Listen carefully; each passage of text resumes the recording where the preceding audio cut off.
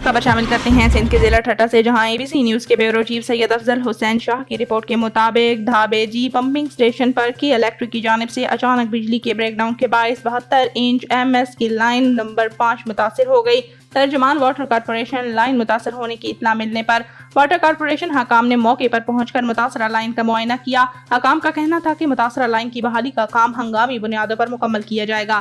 CEO water corporation engineer Syed Salahuddin Ahmed की सख्त हिदायत पर मुतासरा लाइन की बहाली का काम हंगामी बुनियादों पर शुरू कर दिया गया। चीफ इंजीनियर वाटर कॉर्पोरेशन का कहना था कि मुतासरा लाइन का मुरम्मती काम अगले 24 घंटों में मुकम्मल कर लिया जाएगा। ताहम बारिश की वजह से मुरम्मती काम में मुश्किलात का सामना हो रहा है।